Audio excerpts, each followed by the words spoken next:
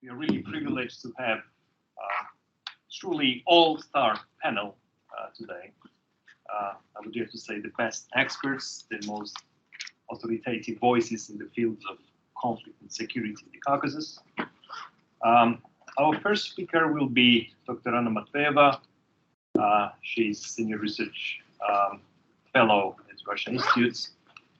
She has lots of experience of working in conflicts in Ukraine, Syria, Caucasus, Central Asia.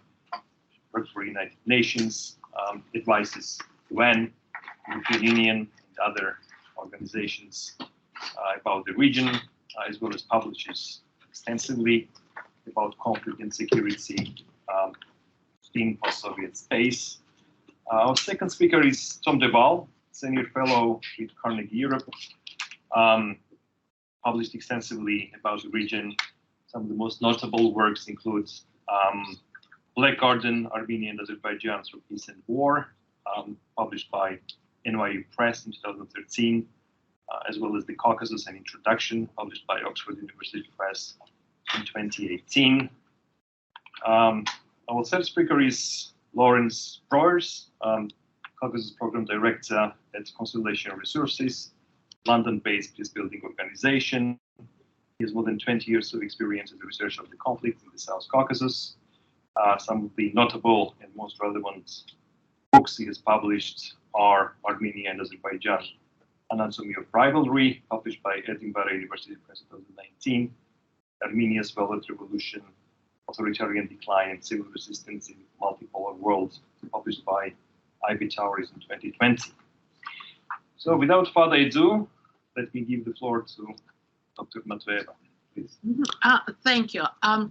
I'm going to talk about the subject which is probably the most passionately and the most discussed, and which is now the most controversial. That's Russian policy and action. I'm not going to justify Russian position. I'm trying to explain what Moscow thinking has been and how it evolved and why it acted the way it acted, and what we can expect this policy to be in future. So, the first question is, to what extent Moscow was caught by surprise with the Azerbaijani military offensive of 19th of September? My argument is not that things have been pretty worked out in advance, that there was quite a lot of prior warning and discussions with definitely with Turkey. Moscow to some extent has been aware, if not facilitated the process itself. Why that kind of shift? We can derive it from different factors. One is a lesson learned from Ukraine, 2013-14. So if a country is pivoting towards the West, or at least its leadership is trying to kind of go in that direction, it's better not to stand in the way or try to interfere in any kind of forceful manner, because that is going to backfire and it will create more problems. So if Armenian leadership kind of feels that it needs to diversify its foreign policy and security options, that is probably something which is inevitable, and let it happen without any pressure from the Kremlin. But that kind of foreign policy freedom or diversification of options would come at price, and we have seen that that kind of price has materialized and probably is going to materialize later. The other thing is that Pashinyan leadership, the issue with him was that Pashinyan has made a lot of kind of moves which were friendly towards Russia. We have been confirming military, political, and economic alliance with Russia. But he also made various statements and moves and policy pronouncements, largely of symbolic value, which have alienated Moscow. The most recent, you read ratification of the Rome Statute of the International Criminal Court. Pashinyan's wife went to Kiev. That was there were U.S. Armenian peacekeeping military exercises. So that largely, these moves do not really improve Armenian or Karabakh security, but they create highly symbolic effect. Putin and Pashinyan has never seen eye to eye, so that it created that kind of atmosphere that of some degree of personal provocation. But the worst thing was inconsistency. It was difficult for Moscow to kind of work out which line is the real one. And we have seen it even within the last few days.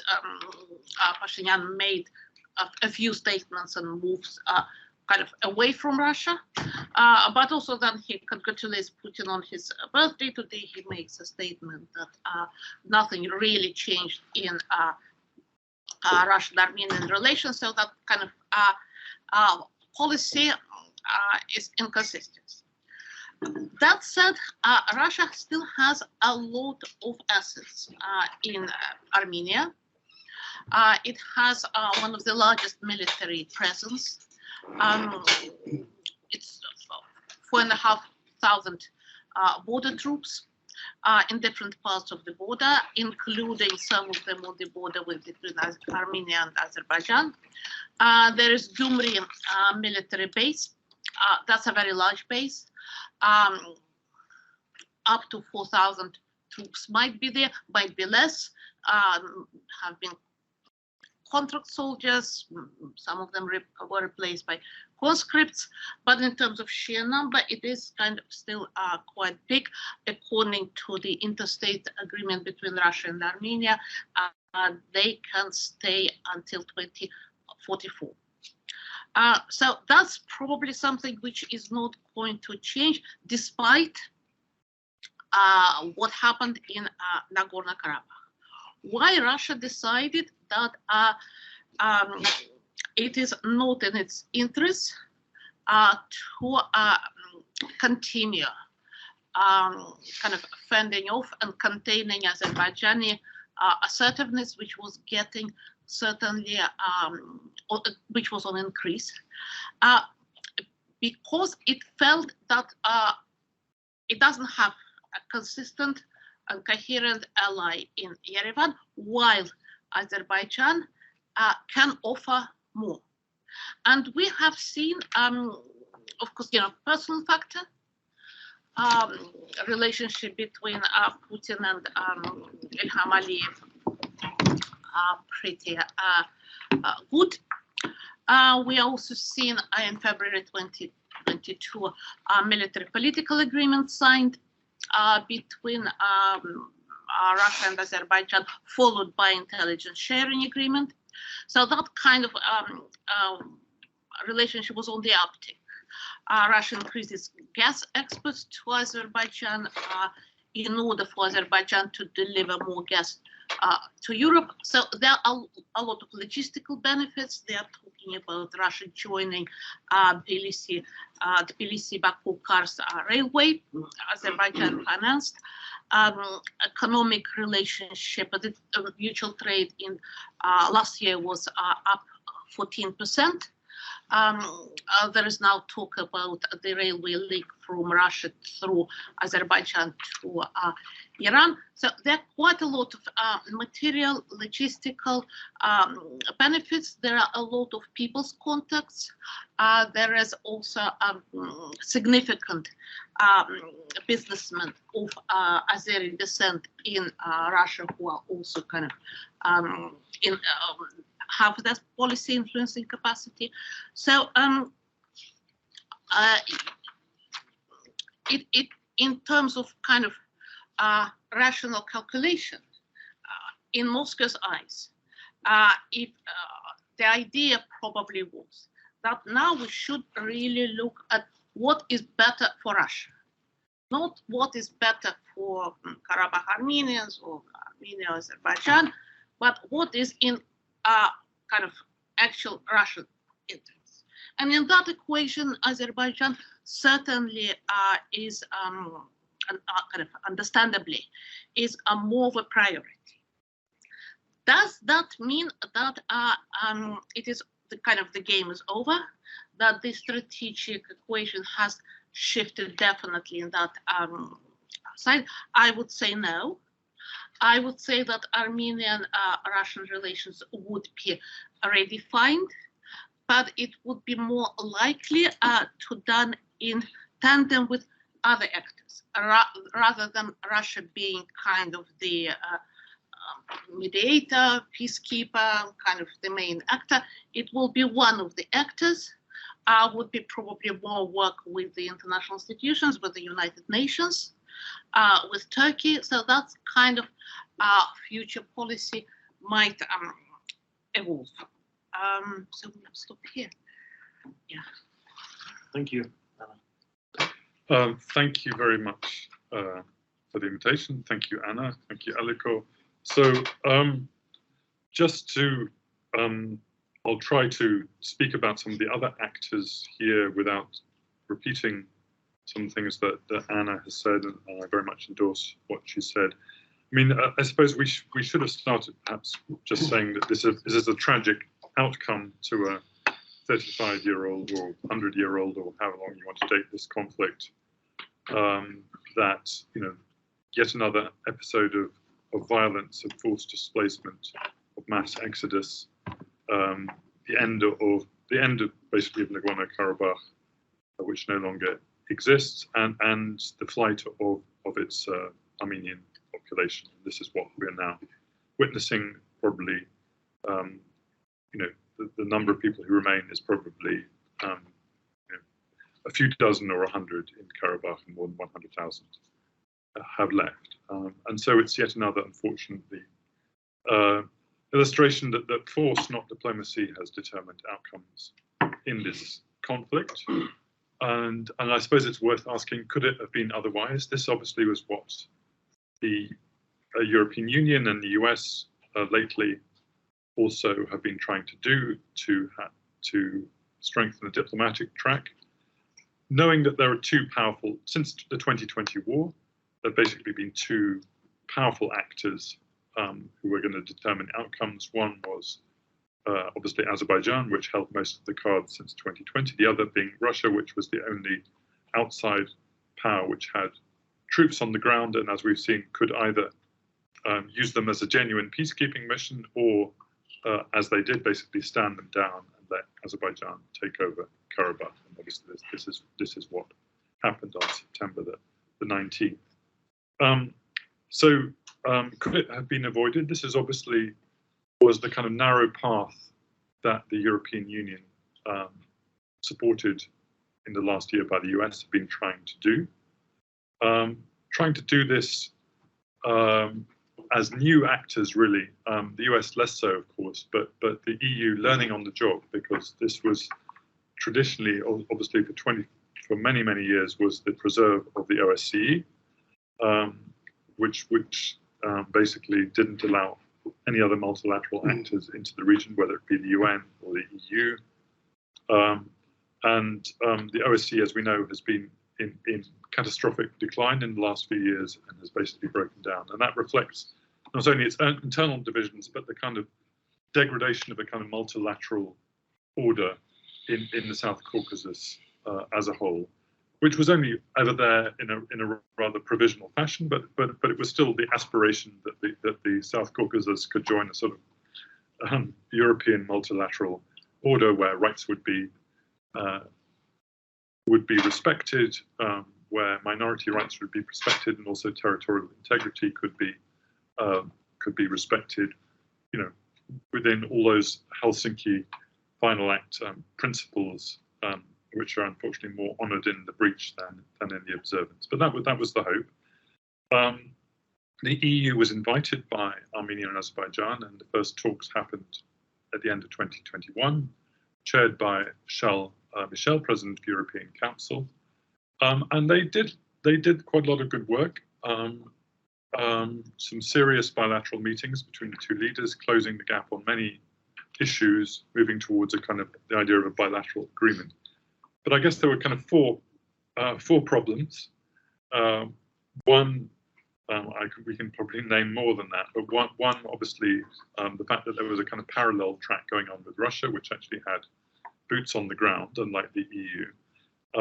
The second, the mixed messages from Brussels itself, because the Commission had a slightly different agenda, particularly since the war in Ukraine started, and we saw the visit by Ursula von der Leyen to Baku in July of 2022, doing a deal on Azerbaijani gas, which relatively small amounts, but significant amounts for 3 or 4 EU member states, Italy, Bulgaria, Greece, I guess, being the main ones. And then von der Leyen in Baku giving a totally different message, talking about Azerbaijan as a partner, not mentioning the words peace or conflict once in her public remarks. And then you obviously have the perennial issue in the EU of many member states' different interests, France being a strong supporter of Armenia, some of those gas importing countries more lenient towards Azerbaijan, and Hungary, again, now quite a significant actor. Viktor Orban is in Georgia today. Hungary vetoing an EU statement on criticizing the Azerbaijani military operation in Karabakh. So that's 3 of the problems. The fourth problem being that Azerbaijan didn't want to mention Karabakh at all when this negotiation started. They said, Karabakh is our domestic issue. We no longer want an international dimension. It took the EU pushing this very hard and saying that we need to talk about the quotes, the rights and security of the Karabakh Armenians as part of the talks. But this element of the EU track began to grow, but it was dependent on the goodwill of Baku to engage in this, and it was also dependent on the Karabakh Armenians themselves agreeing to a dialogue with Baku. And there were many factions, many opinions, no clear leadership, and a lot of denial that the world had changed and that they needed to talk seriously about what Baku was demanding of them, and still holding out for some kind of savior, if I'm not being too rude, to come and help them from outside, and still relying on the Russians or indeed the Armenian diaspora to somehow, or France to somehow come and help them. What happened, as I understand it, was that the talks eventually were getting underway. Indeed, in early September, secret talks were happening between the Baku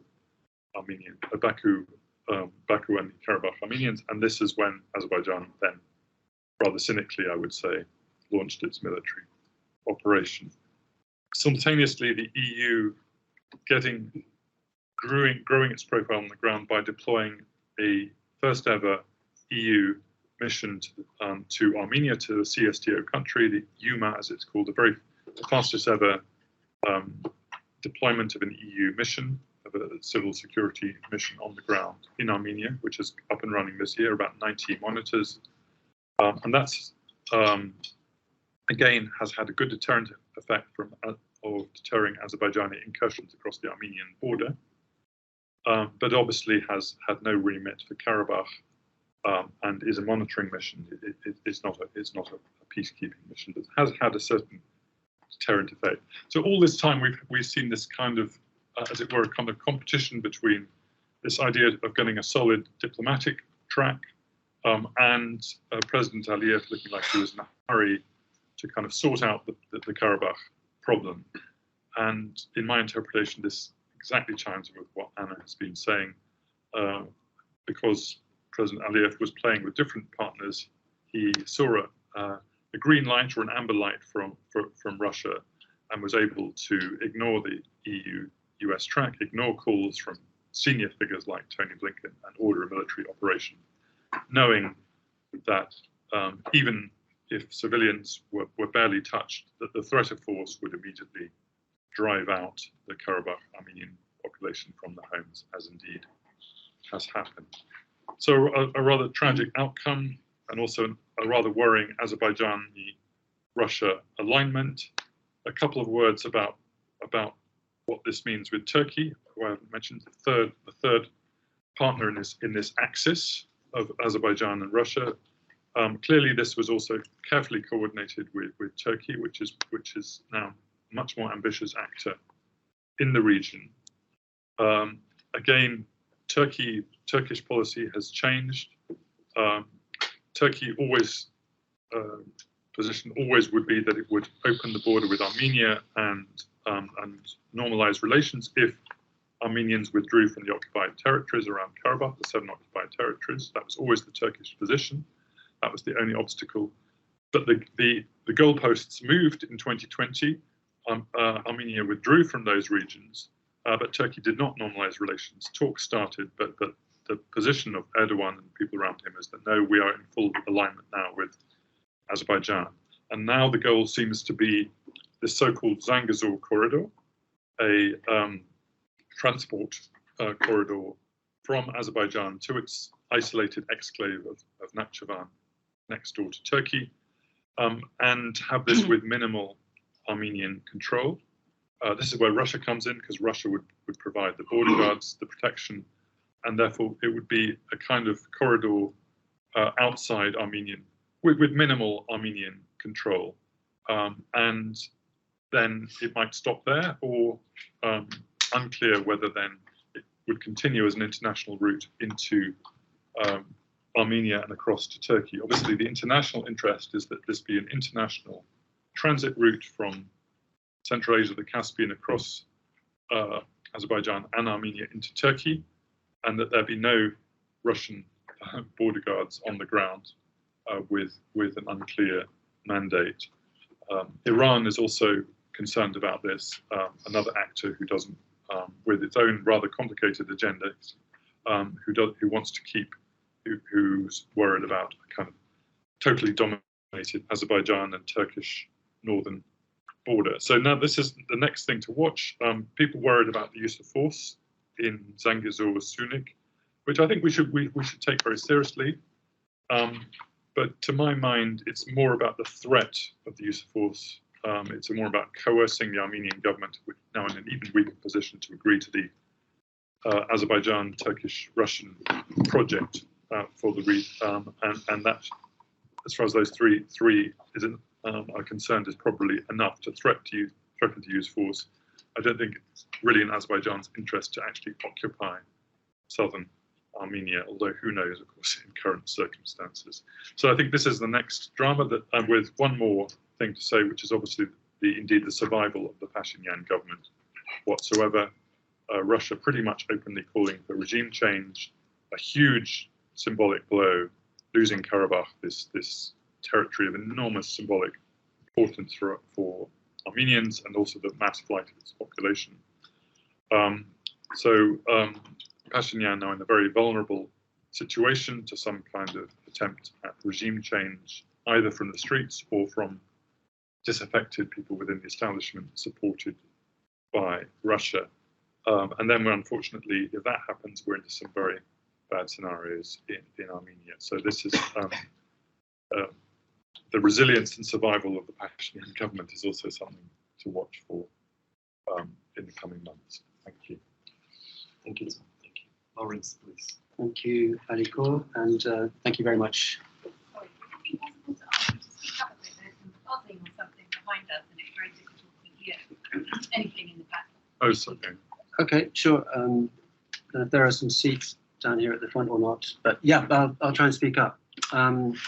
So I'll say a few words about reactions and domestic situations in Armenia and Azerbaijan. I'll say a bit about the Karabakh Armenians, and then I'll finish with some discussion of authoritarian conflict management. So sharing just a few impressions on the basis of conversations with partners and contacts in context. In Armenia, obviously, there is very much a sense of shock, a profound sense of having been let down by outside actors. This is the worst catastrophe to have befallen the Armenian nation since the era of genocide in the First World War. I remember in the summer, I was talking to a former Armenian official who said his greatest fear is that the Karabakh Armenians would be small change in bigger geopolitical transactions, and that does seem to be exactly what has happened. For now, the focus is on meeting the humanitarian challenge, 100,000 refugees flooding into the country, but intense recriminations, including protests against Nikol Pashinyan, are very much expected. The opposition, however, doesn't have a positive agenda, and anger is just as much, if not more, directed at Russia. There are deep fears, as Tom observed, of further violence. Some of our contacts believe that Armenia could be attacked or invaded at any time.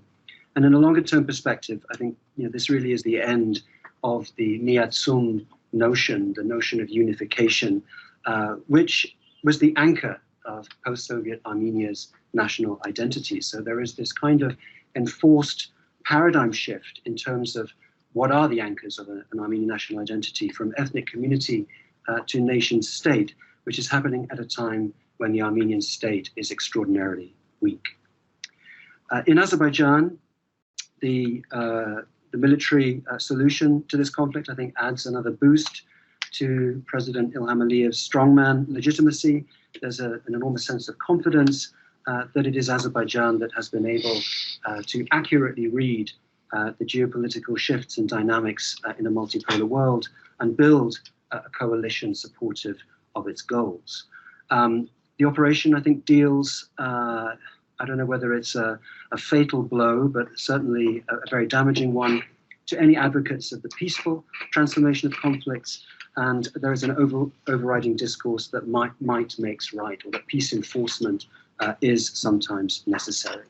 At best, there seems to be an understanding that if the exodus of the Karabakh Armenians is unfortunate, it was more humane than the way in which Azerbaijanis were driven out in the 1990s. There is at the same time this ambiguous discourse, very much amplified across media and government-controlled civil society, that advances and promotes a hegemonic discourse around peace and declares that the conflict is over, while also seemingly still mobilizing and preparing around key contentious issues such as rights of return, corridors, and the exclaves issue. So coming to possible trajectories for the Karabakh Armenians, more than 100,000 Karabakh Armenians are now refugees. They appear to be distributed across the country. There is a reported reluctance to be settled in Syunik due to perceived security risks in the area. And some proportion of the Karabakh Armenian refugee community is expected to move on to Russia. I think there will be a lot of normative pressures that will fuel continued international discussions around possibilities of their return and integration into the Azerbaijani state. These discussions, I think, will be locked into a competitive discourse around rights of return vis-à-vis Azerbaijani refugees displaced from Armenia in the late 1980s. This is a segment of the Azerbaijani population that once held quite a lot of influence in Azerbaijan as an informal network, but now acts as a kind of quasi-Gongo that asserts an irredentist agenda, questioning the right to existence in the Caucasus of Armenia, which it refers to as Western Azerbaijan, and therefore as part of a wider Azerbaijani homeland. So normative claims around rights of return need to face the practical realities of advocating for the return of individuals to live as minorities in societies that are mobilized at almost every level to see them as the illegitimate fifth column of a hostile irredentist power. Should we really be advocating for returnees to apply for citizenship of a state that denies fundamental understandings of their own identity and history? Return is a right, not an obligation, and it can only happen, I think, under a very different constellation of power and politics to the one in the region today. Karabakh Armenians' impact on Armenian domestic politics will be ambiguous. Many do blame Pashinyan for their situation, and many may feel like outsiders in post-Velvet Revolutionary Armenia. What seems certain is that Karabakh Armenians will become a new mnemonic community founded on the trauma of blockade and forced displacement. And in future generations, the mobilization of their descendants seems inevitable, and in Armenia's relatively open politics, potentially highly significant for the whole country. Now, future Karabakh Armenian mobilization around justice issues is an inevitable effect of authoritarian conflict management, and the way in which the Karabakh conflict has been dealt with over the last 3 years, I think, will become an emblematic case of this approach to stabilization and conflict resolution. It's an approach that relies on authoritarian methods that do not address root causes, but use coercion and other kinds of pressure, build in inequalities and structural violence, and its growing use reflects the wider decline of the liberal international order, negotiated settlements, and peace building. At one level, the Armenian-Azerbaijani conflict has, I think, very much played out since the 1990s as a conflict over whether liberal principles of conflict resolution, participation, inclusivity, and the negotiation of rights, or illiberal principles, state control, stability, and the suppression of grievances, should govern the conflict resolution process. In many analyses, the history of the peace process up to 2020 reflected the failure of liberal principles. Conversely, the outcomes of the last 3 weeks, I think, reflect the triumph of illiberal principles. Now, that triumph brings with it 3 tensions. First of all, of course, normative perspectives find authoritarian conflict management quite difficult to deal with, even though I think it can be argued that part of the reason why authoritarian methods have been successful is the liberal international order's tolerance of illiberal outcomes in an earlier phase of the conflict in the 1990s. What has always mattered in this conflict is not negotiations, but facts on the ground. That was true both before and after 2020.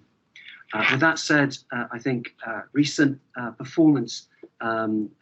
practices of authoritarian conflict management are combined with a meticulous liberal performativity designed at making many of the more severe accusations plausibly deniable. Secondly, the conflict over principles of conflict resolution, of course, has wider geopolitical implications in terms of the outside actors sponsoring either approach. The military resolution of the situation in Karabakh facilitates the pathway to the realignment of the region away from positioning as a periphery of Europe or as a contested European-Russian neighborhood towards a regionalized space dominated by regional powers, Russia, Turkey, and Iran.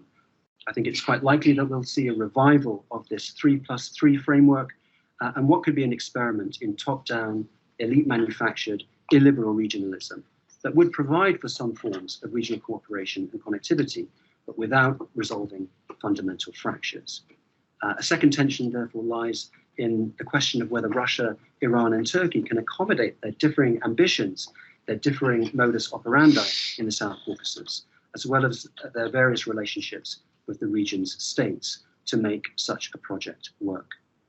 Finally, authoritarian conflict management does not resolve underlying issues, but embeds them in new cycles of injustice.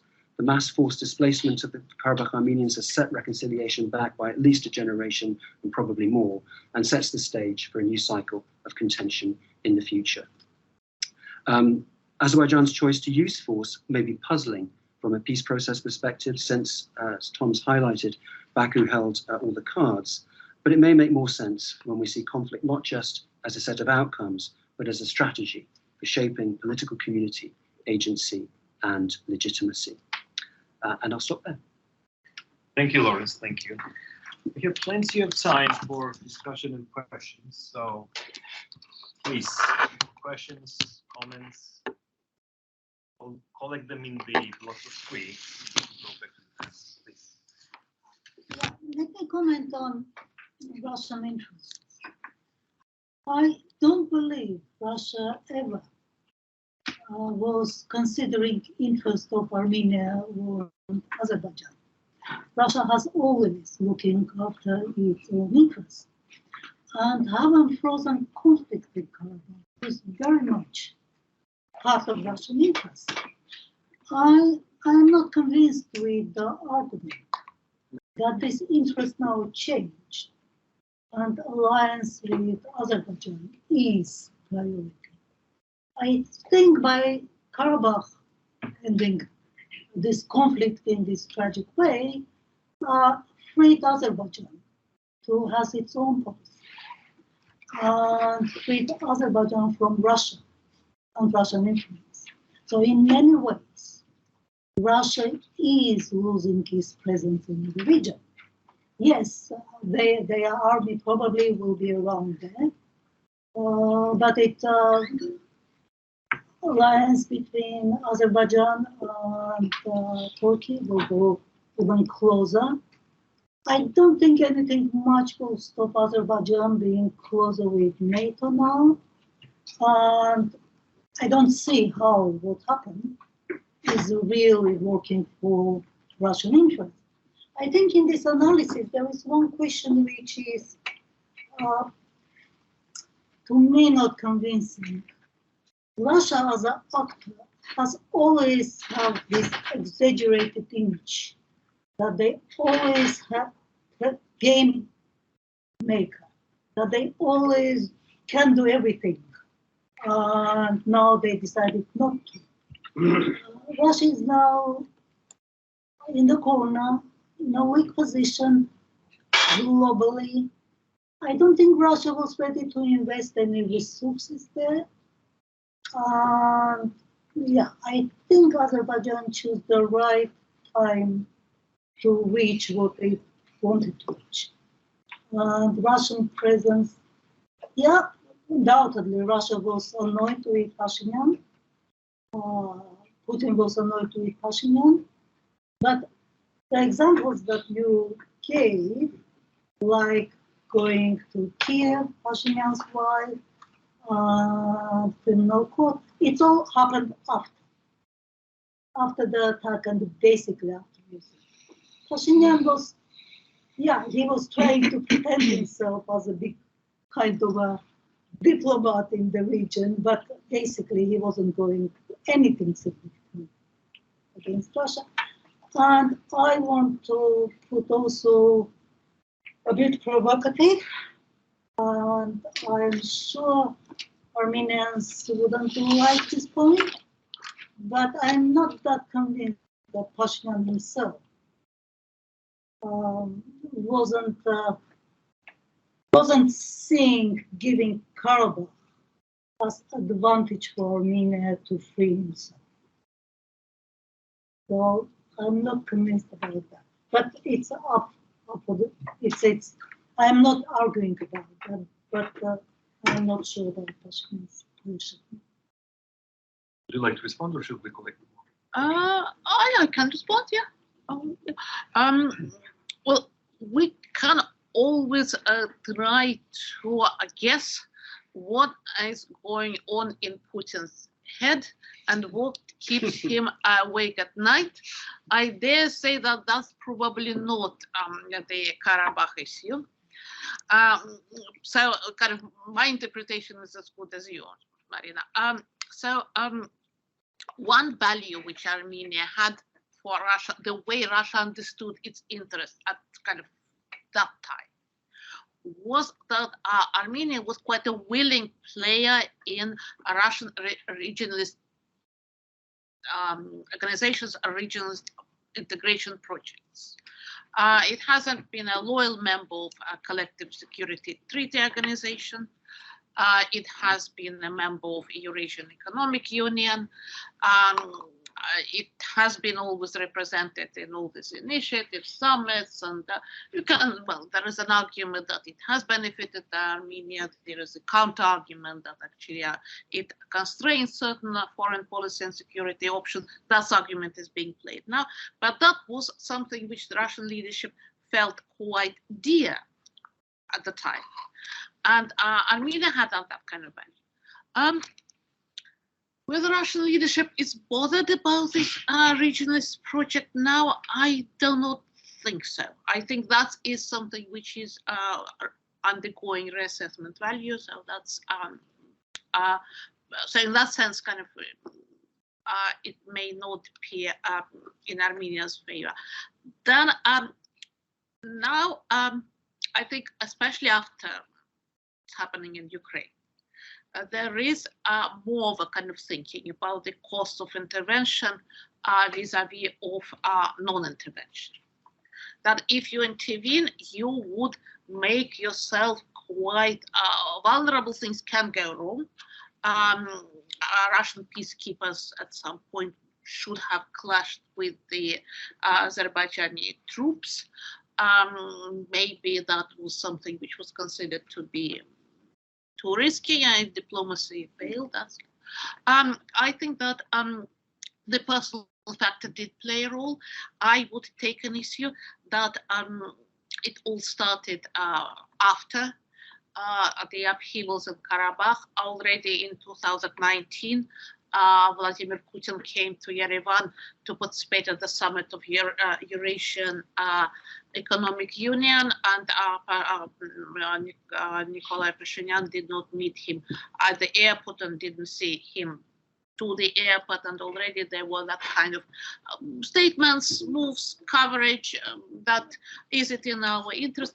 It didn't amount to policy, but with Pashinyan, who came to power on the force of popular uprising, that's not something which the Kremlin kind of likes. Already has been on that kind of not very solid ground. If we compare him to, for example, Sadir Japarov in Kyrgyzstan, who also came to power on the way of popular protests, which were through the democratically elected president. Japarov realized that he's kind of on weaker footing with Putin, so he had to invest into building that kind of relationship, because for Kyrgyzstan, it is quite important that the Kremlin doesn't side up with Tajikistan. So whatever grievances they might have, that's something. And now, of course, we are bringing to this very hot topic of whether Russia is behind trying to provoke a counter-revolution. In Armenia, there are, as we know, protests here and there, and my own guess that my own guess is that Pashinyan is going to stay in power. He's very determined to stay in power. But what is interesting to observe that quite a lot of these kind of Kremlin talking heads, people who are at the forefront of that discourse in Russia, they are ethnic Armenians, and so they have kind of the double head, that they're talking not only as kind of Russian propagandists, but they are also talking as Armenians living in Russia. So that's kind of, I would say, there are interests, there are emotions, there are long-term calculations, and there are, of course, immediate contingency, because sometimes things just do not go as planned.